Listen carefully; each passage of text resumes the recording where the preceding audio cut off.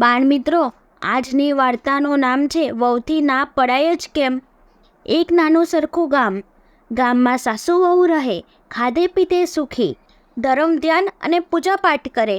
બંને જીવના ઉદાર, એટલે એમના ઘરે કોઈ બ્રાહ્મણ, અભાગ્ય કે માંગણ આવે તો જરૂર કંઈ ને કંઈ મદદ લઈને જાય. વહુ બિચારી ભોળી અને સીધી સાદી, પણ સાસુનો રોફ ભારે. સાસુના કપડાં ઘડીબંધ હોય, પોતાના મોભાનો બરાબર ખ્યાલ રાખે.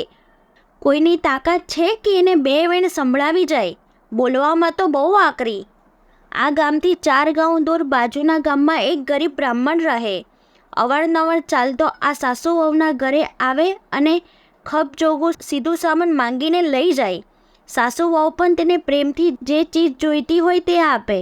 એક દિવસ બન્યું એવું કે સાસુને કંઈ કામસર બાજુના ગામમાં જવાનું થયું. બીજી બાજુ પેલા ગરીબ બ્રાહ્મણને લોટની જરૂર પડી, એટલે તે ડબ્બો લઈને આ સાસુ વહુના ગામે લોટ માંગવા આવ્યો. સાસુ તો હતા નહીં, એટલે વહુ પાસે લોટ માંગ્યો. વહુ કહે, ઊભા રહો મહારાજ, અબઘડી તમારો ડબ્બો ભરી આપું છું. વહુ અંદર રસોડામાં જઈને જુએ તો લોટ બધો ખલાસ થઈ ગયેલો. ઘરમાં જરી પણ લોટ ન મળે.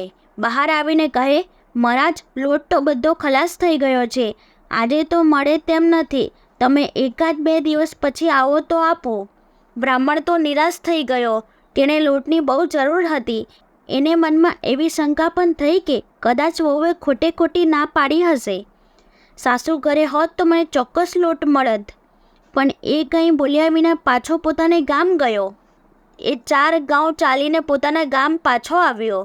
ત્યાં તો અચાનક તેને સાસુ સાથે ભેટો થઈ ગયો. સાસુને જોઈને કહે, આજે તમારે ઘેર લોટ માંગવા ગયો હતો, પણ લોટ ન મળ્યો.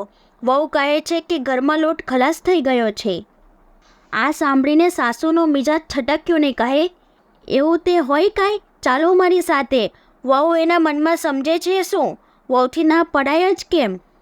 બ્રાહ્મણ તો બિચારો રાજી થઈને ફરી સાસુની સાથે 4 ગાઉં ચાલીને એ બંનેના ઘરે ગયો. સાસુ બ્રાહ્મણ પાસેથી રોફભેર ખાલી ડબ્બો લઈને લોટ ભરવા રસોડામાં ગયા.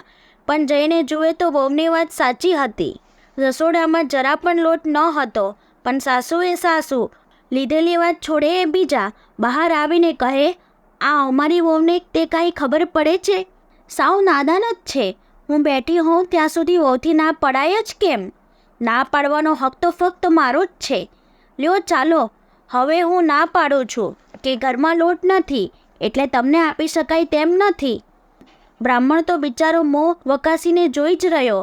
એને થયું કે હે ભગવાન, હું ફરીવાર 4 ગાઉં ચાલીને આવ્યો, અને તે પણ વહુના બદલે સાસુના મોઢેથી ના સાંભળવા માટે. પછી તો તે બ્રાહ્મણ નિરાશ થઈને પોતાના ઘરે જતો રહ્યો. આ વિડીયોને લાઈક કરો, શેર કરો અને ચેનલને સબસ્ક્રાઈબ કરો.